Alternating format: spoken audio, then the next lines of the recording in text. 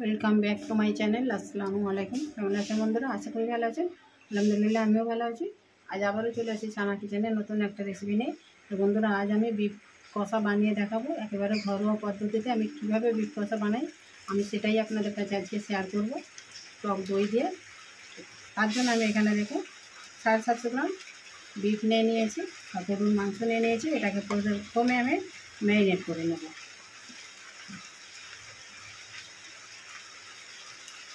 এবং এখানে আদা রসুনের পেস্ট দিয়ে দেব।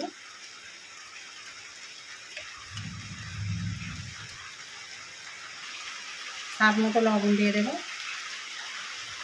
1.5 চামচ লবণ দিয়ে দেব। কালারের জন্য 1/2 চামচ কাশ্মীরি লঙ্কা গুঁড়ো দিয়ে দেব। হলুদ গুঁড়ো দিয়ে দেবো 1/2 চামচ।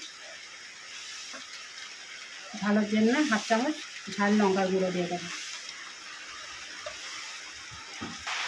জিরে গুঁড়ো 1/2 চামচ দিয়ে দেবো। ধনিয়া ভাজা গুঁড়ো 1 চামচ দিয়ে দেবো। আর এখানে টক দই নিয়েছি 1/2 বাটি দিয়ে দেবো।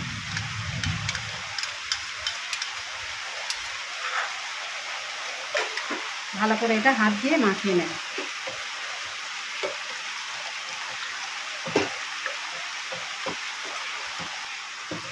এখন এটাকে ভালো করে আমি মাখিয়ে নিয়েছি। এটাকে আমি এখন আপাতত আমি 8 ঘন্টা এটাকে রেস্টে রেখে দেবো।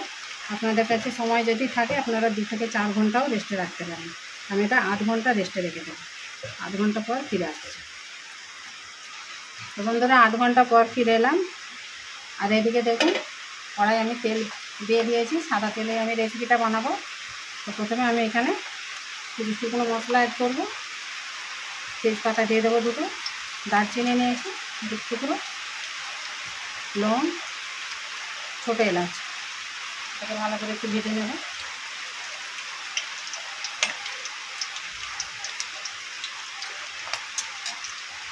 এখানে 4টে বড় সাইজের পেঁয়াজ নিয়েছি, দিয়ে দেবো, ভেজে নেব।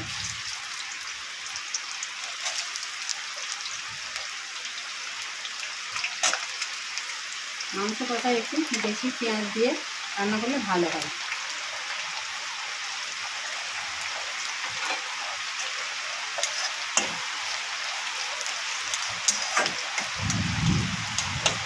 পেঁয়াজটা লাল করে ভেজে নেব। দেখুন বন্ধুরা, পেঁয়াজটা কত সুন্দর ভাজা হয়ে গেছে একেবারে।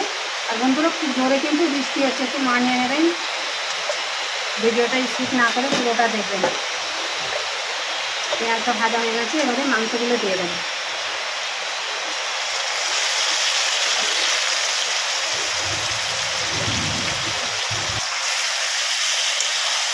ভালো করে এটা পেঁয়াজের সঙ্গে ভালো করে কষিয়ে নেব। খুবই টেস্টি কিন্তু একটা রেসিপি বন্ধুরা। এরকম একটা রেসিপি একেবারে ঘরোয়াভাবে খুবই অল্প উপকরণে, বাড়িতে থাকা উপকরণ দিয়ে রান্না, বিফ রান্না কষা সকলেরই পছন্দ হবে।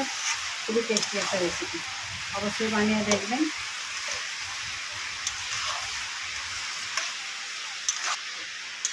তো বন্ধুরা, আমি এটা বিফ রান্না করছি।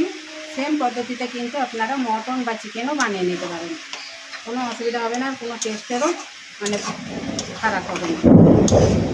এত জোর বৃষ্টি হচ্ছে, শুনতেই পাচ্ছেন তো বন্ধুরা, আকাশ কত জোরে বিদ্যুৎ চমকাচ্ছে। এটাকে আমি 5 মিনিটের জন্য একটু ঢেকে দেব।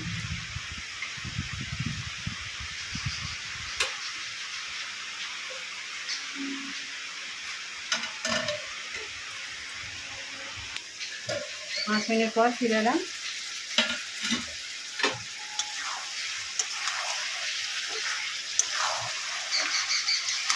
বন্ধুরা, এটাকে আমি এবারে আরও একটু কষিয়ে নেব।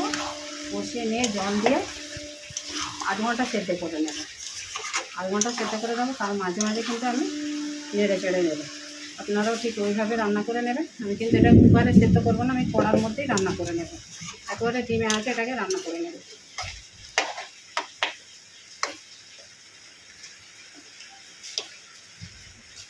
হাড় আর মাংস একসঙ্গে রান্না করলে কিন্তু সেই মাংসের টেস্ট কিন্তু অনেকটাই সুন্দর হয়।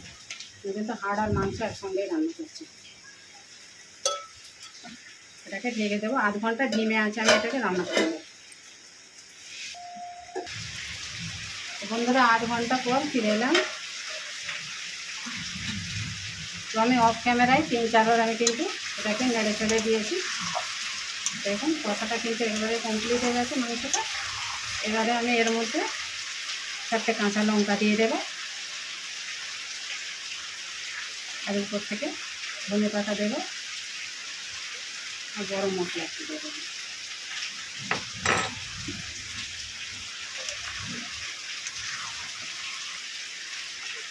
বন্ধুরা আমার কিন্তু রেসিপিটা একেবারে কমপ্লিট হয়ে গেছে। আমি এবারে সার্ভ করে নেব। তো এই মাংসের রেসিপিটা কেমন হয়েছে বিফ কারিটা কমেন্ট করে জানাবেন বন্ধুরা, লাইক শেয়ার করে দেবেন। নতুন বন্ধু হলে চ্যানেলটাকে সাবস্ক্রাইব করে পাশে থাকবেন, যাতে আমার নিত্য নতুন ভিডিও আপলোড করলে আগে নোটিফিকেশন পৌঁছে দেয়। ভালো থাকবেন, সুস্থ থাকবেন। আবার হয়তো সানা কিচেনের নতুন একটা রেসিপি নিয়ে আল্লাহ হাফেজ।